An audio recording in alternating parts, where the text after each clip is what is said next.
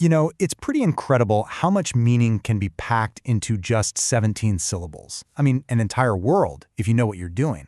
And today, we're going to dive into the work of a poet who does exactly that. We're going to look at 3 of her tiny poems that, when you put them together, reveal this huge, surprisingly modern creative universe. So let's just start right here. Crack on the phone screen. Can broken relationships be glued together? Wow. Just 3 lines. It's so modern, it's something we can all instantly relate to. And yeah, it's a little heartbreaking, right? So who is the mind behind a piece like this? Well, let's meet her. Because as you're about to see, the author behind that little piece of modern heartache is every bit as complex and multifaceted as her poetry. So, the question is, who is Mildred Achoch? When you think of a poet, you might have a certain picture in your head. Let's see how the reality stacks up. Okay, this is where her story gets really fascinating. Yes, Mildred Achoch is a Kenyan poet.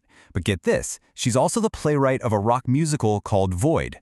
She founded Kenya's Rock and Roll Film Festival, and she identifies as a Christian goth. Yeah, you heard that right. This is not your stereotypical poet. This is an artist who is thriving in all these different, seemingly contradictory creative spaces. So to really get a handle on her range, we need to rewind a little bit, just a few months before she wrote that cracked screen poem. In an earlier publication, she gave us a haiku that takes us to a completely different place emotionally. Just listen to that complete shift in tone.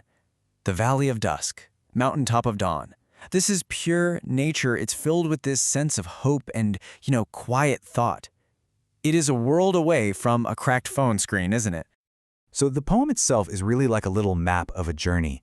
It starts us off in a low place, the Valley of Dusk, which is such a powerful way to talk about sadness or despair. But it doesn't leave us there. It pulls us up to the mountaintop of dawn, a symbol of hope, a new day, a new beginning. But how do we get from that darkness to the light? What's the bridge? Well, the poem's answer is that winged thought. Now that could be an idea, it could be inspiration, a moment of faith. It's something inside us that has the power to lift us out of the valley. It's just a beautiful, powerful metaphor for resilience. Okay, so hold that image of hope and nature in your mind. Now, let's jump forward a few months. In her very next publication, she actually released 2 haikus side by side.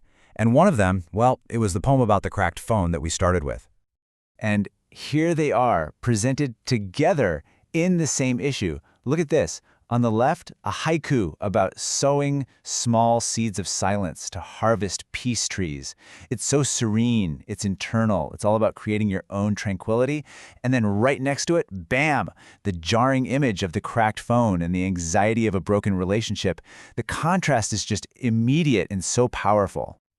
So what does this wild contrast actually tell us? Well, it reveals these 2 very different worlds that the poet is living in and navigating at the same time. I mean, just think about the divide here. The Seeds of Silence poem, that's all happening in an internal, natural world. The main image is planting. The feeling is serenity. The action is creation. But the cracked screen poem, that's in the external, modern world. The image is a broken thing. The feeling is anxiety. The action is, well, it's fracture. It's this fundamental clash between cultivating something beautiful and something breaking apart, which honestly feels like the challenge of modern life, right? Trying to build an inner life while everything outside feels so fragmented. So when we put all 3 of these poems together, the winged thought, the seeds of silence, and that cracked screen, what does it all tell us about Mildred Achoch as an artist? Well, they show us an artist who is just incredibly versatile. She is just as comfortable writing about the timeless, natural world as she is about our super-connected digital one. She can capture these huge, timeless feelings of hope with a winged thought, but then she can also nail the very specific, fragile anxieties of modern life.